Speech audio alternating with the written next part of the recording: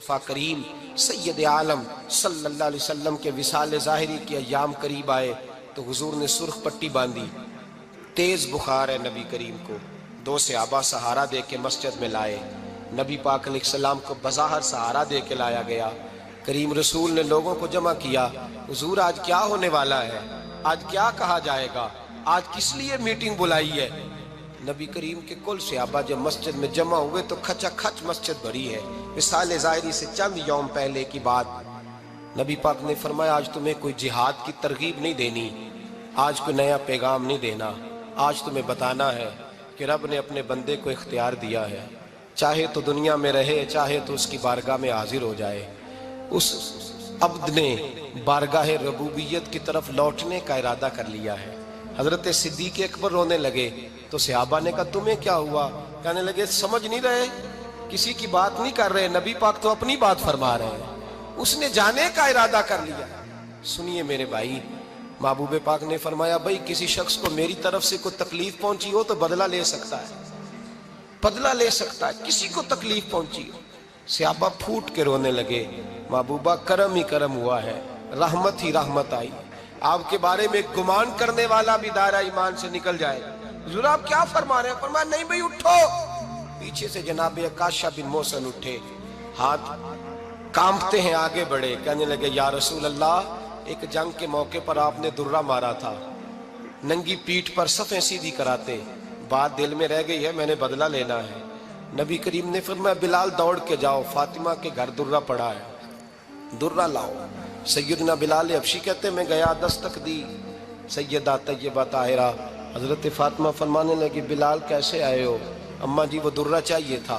سیدہ کو تشویش ہوئی, کہنے لگے بلال نہ تو جنگ پہ جانا ہے, نہ جہاد ہے, نہ کوئی ایسا موقع ہے. حضور کی تو طبیعت مبارک بظاہر بڑی علیل ہے, درہ کیا کریں گے؟ حضرت بلال عرض کرنے لگے اماں جی ایک صحابی بدلہ لینے لگے ہیں. صاحب طبقات نے جملے لکھے ہیں, کہتے ہیں بی بی صاحبہ نے درہ بھی دیا اور امام حسن حسین کو بھی باہر نکالا. فرمانے لگی عکاشہ سے کہنا 100 درے مارے. ان دو شہزادوں کے جسم پر نبی پاک کے قریب نہ جائے. میں نے 2 بچے پیدا ہی اپنے محبوب پر قربان کرنے کے لیے کیے, ان کو لے جائے.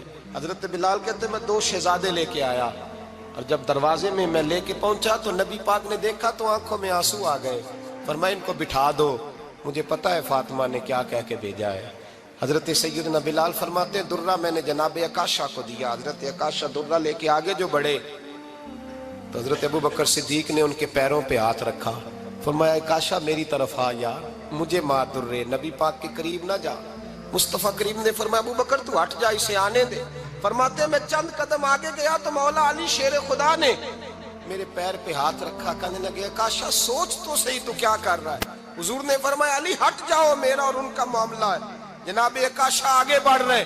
نبی کریم نے فرمایا میں اپنی امت کو درس دینا چاہتا ہوں, خبردار خبردار زندگی میں تمہارے ہاتھ سے زبان سے کسی کو تکلیف نہ پہنچنے پائے. خبردار یاد رکھنا وہ معاشرے بگڑ جاتے ہیں, وہ معاشرے تباہ کر دیے جاتے ہیں جہاں ظلم ہوتا ہے, جہاں زیادتی ہوتی ہے, جہاں لوگوں کو ستایا جاتا ہے. محبوب کریم کے قریب آئے حضرت عکاشہ کہ حضور میری پیٹھ ننگی تھی, آپ بھی ذرا کپڑا ہٹائیے. نبی کریم نے پیٹھ سے کپڑا ہٹایا.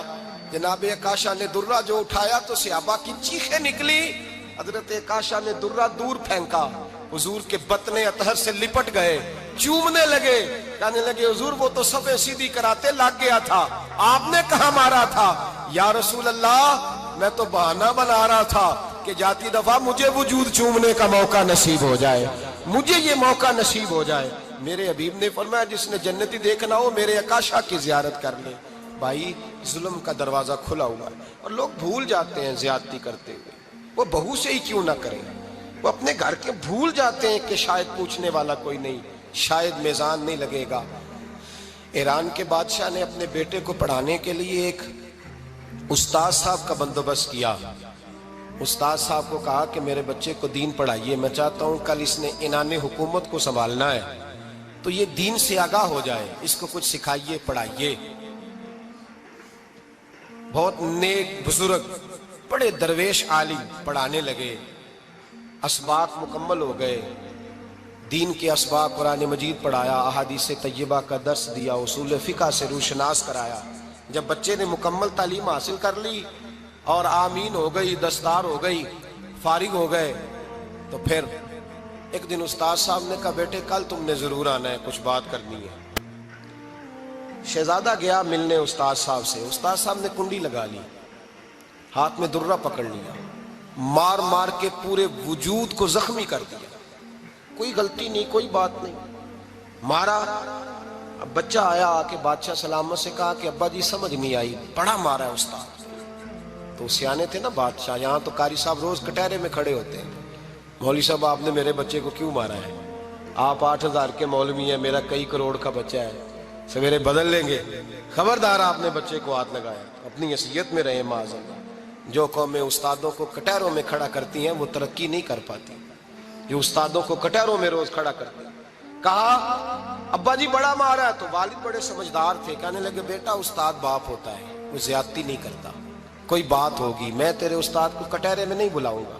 اماں سے بات کی، اماں کہنے لگی بیٹا میں تیرے باپ سے کیسے بات کروں، ڈر آتا۔ وقت گزر گیا، 22 سال بیت گئے، 22 سال گزر گئے، بادشاہ کا انتقال ہوا، شہزادہ تخت پہ بیٹھا، پہلا حکم یہ دیا کہ میرے استاد کو بلاؤ، پہلا حکم۔ استاد جی بوڑھے ہو گئے تھے، چھڑی کے اوپر ٹیک لگا کے آئے اور بھویں سفید ہو کے جھک گئی تھیں، یوں آنکھ کھول کے بڑی مشکل سے دیکھا، کہنے لگے شہزادے حکم ہو۔ کب میں شہزادہ نہیں، اب میں بادشاہ بن گیا ہوں۔ استاد جی 22 سال بیت گئے، آپ نے مارا تھا، پر وہ درد چونکہ زیادتی کی تھی، میرا قصور کوئی نہیں تھا، تو نہ میری روح سے درد گیا ہے نہ میرے جسم سے گیا ہے، میں بے اختیار تھا، پوچھ نہیں سکتا تھا، آج با اختیار ہوا ہوں۔ سب سے پہلے پہلا حکم آپ کو دیا، بلایا ہے، بتائے کیوں مارا تھا، کیوں مجھے مارا تھا، میری زیادتی بتائے۔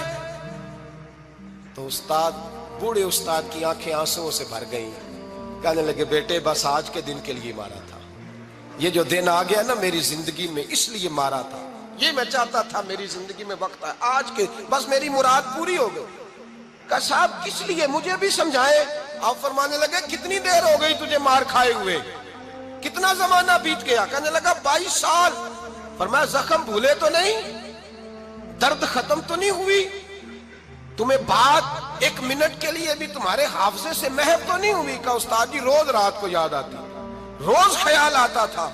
استاد کہنے لگے بھائی تو بے اختیار تھا، پوچھ نہیں سکا، 22 سال تجھے یاد رہا، مجھے پتا تھا تو ایک دن حکمران بنے گا، میں نے تجھے اس لیے مارا تھا کہ بیٹے یاد رکھنا، کسی پہ ظلم نہ کرنا، اگر تجھے 22 سال تک یاد رہا ہے تو جس پر تو ظلم کرے گا اسے بھی قیامت تک یاد رہے گا، اور یہ یاد رکھنا تو آج با اختیار ہوا تو تو نے مجھے بلا لیا ہے، قیامت کے دن غریب با اختیار ہو جائیں گے، مظلوم با اختیار ہو جائیں گے، وہ با اختیار ہوں گے، للہ الواحد القہار، رب کریم کی بارگاہ کے اندر ان کا اختیار ہوگا، اکیلے اللہ کی حکمرانی ہوگی، پھر وہ بلائیں گے، بڑے بڑے کج کلا دنیا میں جن کی پگڑیاں اونچی تھیں وہ سر جھکائے کھڑے ہوں گے، دنیا میں جو ڈکٹیٹر بنتے تھے ان کی پشتیں لال ہوں گی، ان کو غدار لکھا جائے گا، قیامت تک نہیں بھولے گا۔ ظلم کرنا تو سوچ سمجھ کے کرنا، اتنا کرنا جتنا تم سہ سکتے ہو، اتنی زیادتی کرنا جتنی قیامت میں تم برداشت کر سکتے ہو۔ میرے نبی کریم صلی اللہ علیہ وسلم نے فرمایا ظلم سے بچو، یہ قیامت کے اندھیروں میں سے ایک اندھیرا ہوگا، زندگی میں زیادتی نہ کریں، اگر تھوڑی دیر کے لیے کوئی چیز برداشت کر جائیں گے تو وہ فائدہ دے جائے گی، کچھ دیر کے لیے اگر سہ جائیں گے تو نفع مل جائے گا، سہنے کی کوشش کریں لیکن زیادتی نہ کریں، نظر کو، سوچ کو، ذہن کو پاک رکھیں، اور میرے بھائی زندگی پوری ظلم سے بچیں، زیادتی سے بچیں۔ امیر المومنین حضرت جناب سیدنا عمر فاروق رضی اللہ تعالیٰ عنہ رات گھر میں تھے تو رونے لگے، بڑی دیر تک روتے رہے، والدہ اٹھی تو صاحبزادے سے کہنے لگی پتہ کرو تمہارے باپ کو کیا مسئلہ ہے۔ شہزادے آئے، کہنے لگے امیر المومنین والد گرامی کیا ہوا؟ تو حضرت عمر فاروق کہنے لگے بیٹا اپنی اماں کو بلاؤ۔ والدہ آ گئیں، کیا بات ہے، کچھ طبیعت خراب ہے تو حکیم کا بندوبست کیا جائے۔ تو حضرت عمر کہنے لگے کچھ بھی نہیں، آج مسجد سے نکلا ہوں تو نبی پاک کے صحابہ میری تعریفیں کر رہے تھے۔ یہ حضرت فاروق اعظم کے وصال کے قریب کے دن ہے، تعریفیں تو حضرت یہ رونے کی بات ہے کہ خوش ہونے کی؟ آپ فرمانے لگے نہیں، سوچتا ہوں باہر تو میں اچھا رہا ہوں، پتہ نہیں گھر میں ہی کوئی زیادتی نہ ہو گئی ہو، پتہ نہیں تمہارے ساتھ بھی میرے معاملات ٹھیک تھے کہ نہیں۔ صحابہ تو تعریف کرتے ہیں، رو رہا ہوں تمہاری وجہ سے ہی نہ الجھ جاؤں، بیوی ہی نہ کہے میرا حق ہی ادا نہیں کیا۔